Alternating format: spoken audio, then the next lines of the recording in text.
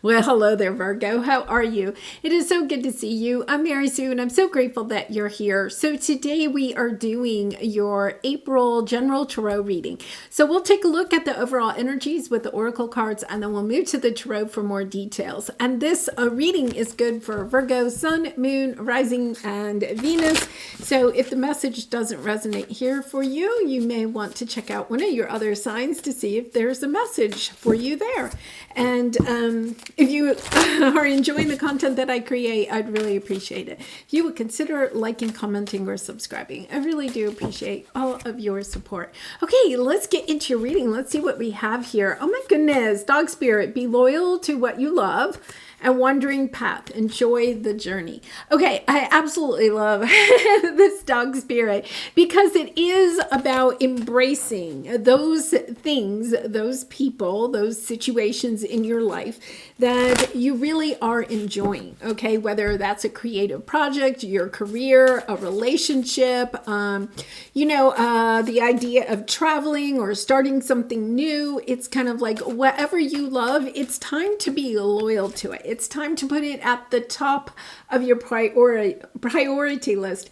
And, I also feel, Virgo, there's almost a sense there of making sure that you are at the top of your priority list, not overgiving to a situation or really a situation, maybe a relationship that really, it isn't prioritizing you. Oh, that's a good way to think of it.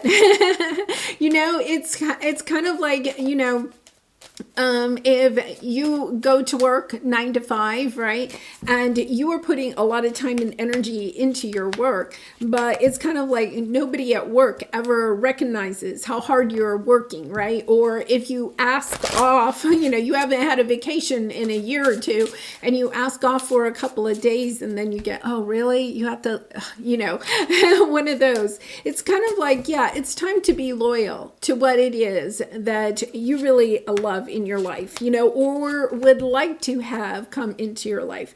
Now, I'm going to say you've been having that energy of having new love come in. So we'll take a look to see if that's coming in here or not. But part of the thing that you have to realize before you can attract in someone that loves you, you have to also love yourself and think about that. A dog loves you no matter what, right?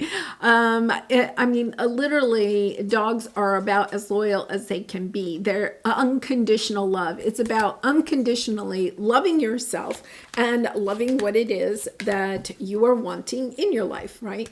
And knowing that you deserve. Yeah, this is a sense of healing, knowing that you really and truly deserve what you really want to create in your life and having more of it. Once again, whether that's through your work, a relationship, a situation, is kind of like, yeah, this is what I want. And allowing yourself to kind of wander, not have a specific outcome that, you're tied to. It's kind of like, okay, I'm willing to wander around a little bit to figure out what it is that I love and how I can bring more of that into my life. So let's take a look at your present energy. So you have attitude. I attract success and positive people into my life with my positive attitude. I feel like this really is something around career, a creative project, something that you've been working on. That could be a DIY project around your house. It could be, literally the Eight of Pentacles, something that you are working on a day-to-day basis. It could be something you're wanting to launch out into the world, a book that you're writing, a creative project, or it could be even your 9 to 5 job. Whatever is really important that you're putting time and energy into, it's about having a positive attitude.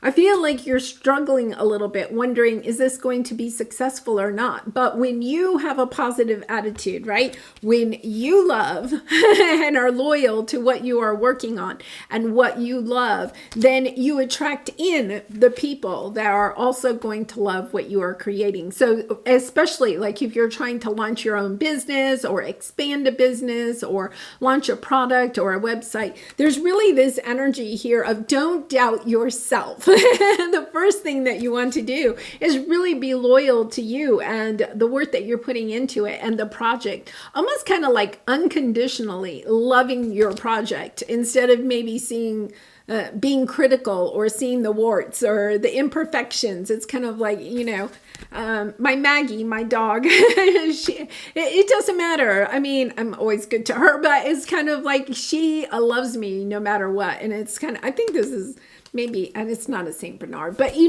just that sense of true love, unconditional love. And so what do we have here? Put your creative energy into action in your higher self. Yeah, I think for a lot of you, you're working on some type of creative project or something that you would like to put out there, whether it's truly artistic, or if it's, it can be something that's kind of like more analytical, but I feel like you're kind of, it's a part of you. When it says creative, it means that it's part of you. It's part of who you are. And that could be a little bit why you're looking at it critically, but it's about loving it unconditionally, saying, oh my gosh, this is really fun. I'm really enjoying what I'm doing.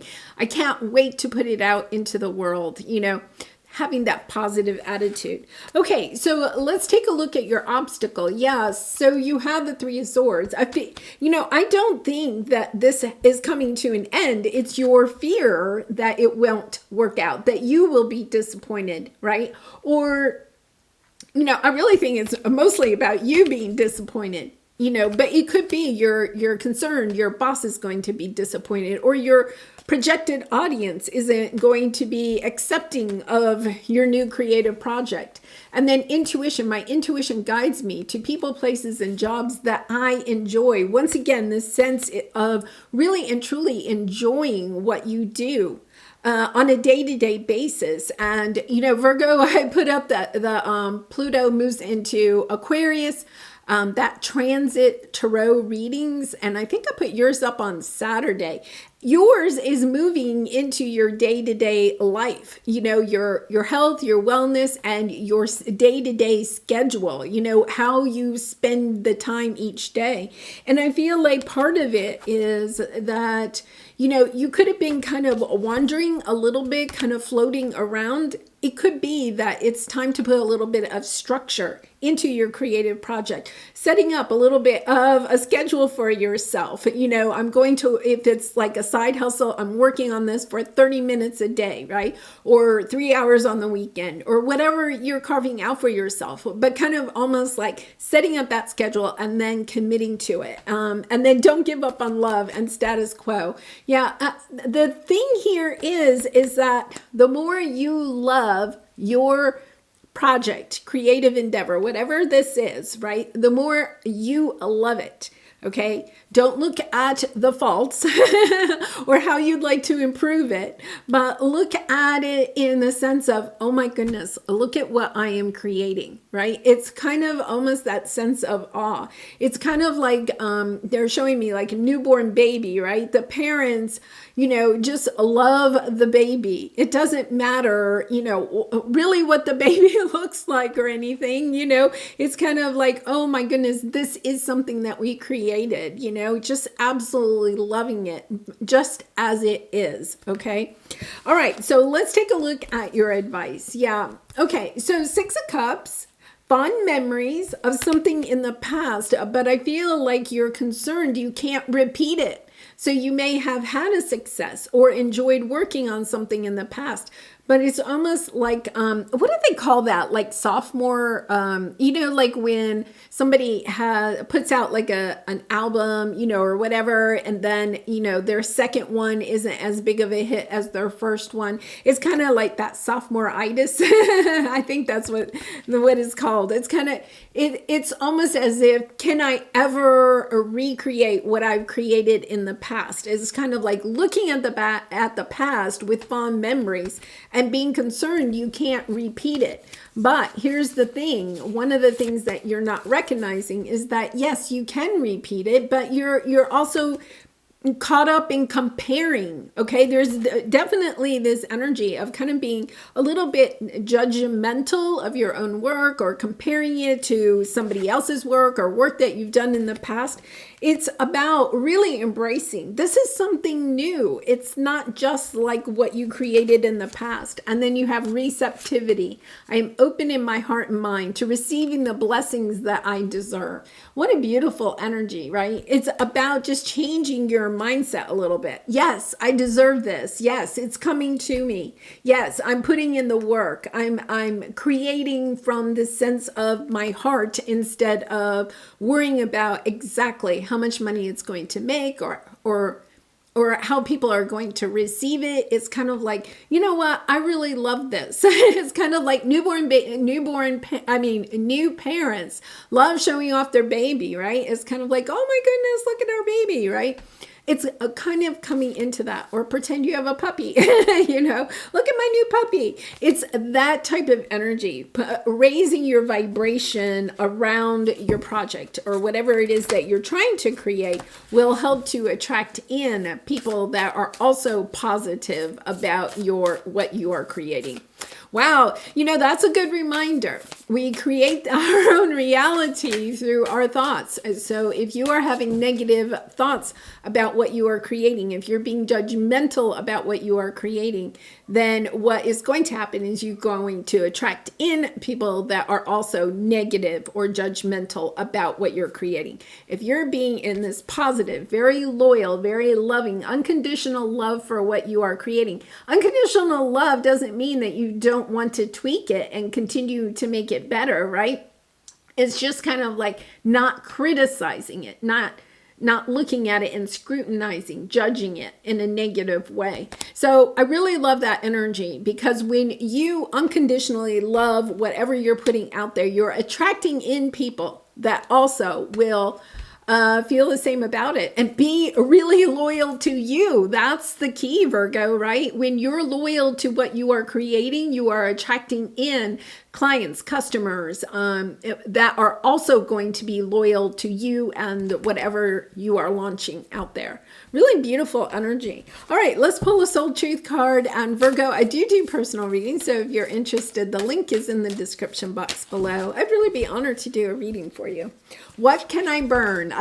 This is, you know, this card doesn't come up very often. It used to come up all the time, and now I haven't seen it in a while. One of my favorite cards. So it says, burn it all. The ugly lies, the pain, the shame, the criticism, the images that run through your head, the reminders of what you did wrong, and the proof that you are not enough. Burn, baby, burn. Your soul is calling. It's time for a rebirth. You are like the phoenix rising from the ashes, no longer attached to the past. You are free. Your wings are ready. Use them. And it is kind of interesting. We have the Six of Cups here. There is some type of energy of looking at the past. You could have had something in the past that did not work out, right? And so you're kind of concerned you're going to create that again.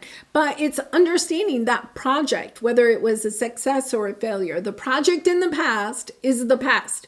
You are in the present, and you are truly deserving of the success that is wanting to come in for you in this situation. Well, I'm going to leave it there, Virgo. I really do appreciate all of your support through liking, commenting, and subscribing. And I hope to see you again really soon. Bye for now.